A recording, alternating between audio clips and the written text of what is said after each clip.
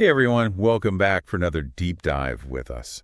Today we're tackling something, well, pretty personal and something I'm sure a lot of us have experienced at some point.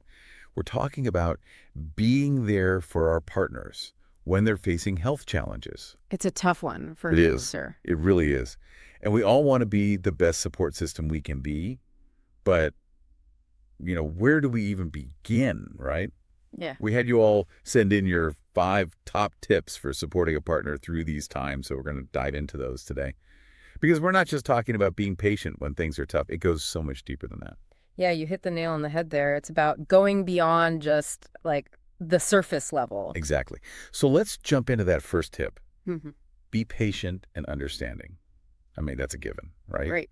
But there's this weight that comes with health issues, this invisible weight. Oh, absolutely. And it's different for everyone, of course, but it's often so much more than what people can, see on the surface. Cold. So when we say patience, it's not just about, waiting for them to feel better. It's about understanding that your partner, they might be dealing with pain, with fatigue, anxieties, Yeah. things you can't always see. You can't read minds. Right. And your partner might not even be able to articulate it. It's true. So patience becomes less about waiting for them to, snap out of it. And it's more about just acknowledging what they're going through is real and valid. Exactly. And once you acknowledge that, it's natural to want to help in a real, tangible way. For sure. Which brings us to that second tip, helping with the everyday We're going to practical stuff. Yes. Cooking, cleaning, running errands, all the things that might feel impossible when you're struggling. Totally. And don't assume you know what will be helpful. Just ask. Yeah, that's huge. A simple, hey, how about I grab groceries today, can be a game changer. Such a good point. It's not about taking over their life. It's Yeah. about understanding where they're at and offering support. Yes, 100%. Even something small can mean the world. Okay, but sometimes that support, it needs to go beyond what we can do on our own, right? Right. Which is where that next tip comes in, encouraging professional help.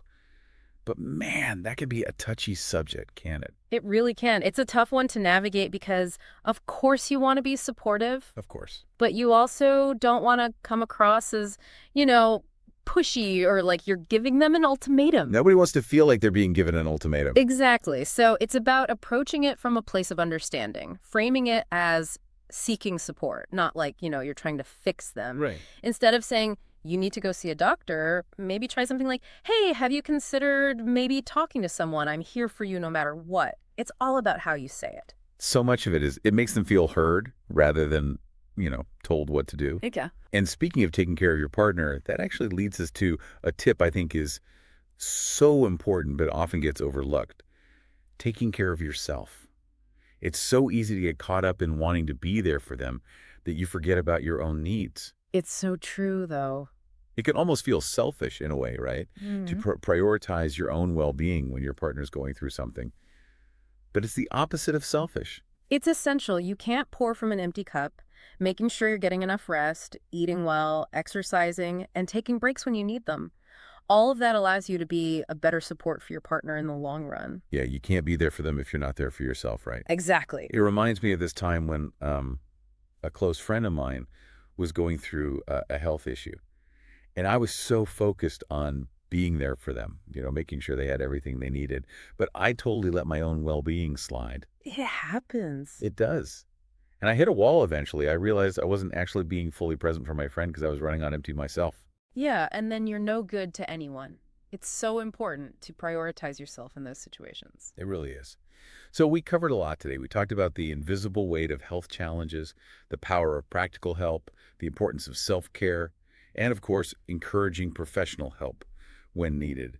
And remember, everyone's journey is different. 100%. These tips, they're a starting point. Absolutely. It's about having that open communication with your partner and finding what works best for both of you. Exactly. Which brings me to a final thought for everyone listening. How can you start a conversation with your partner today about what they need and how you can best support them? It all comes back to that open communication and that deep understanding that we were talking about. Until next time, take care of yourselves and each other. Take care.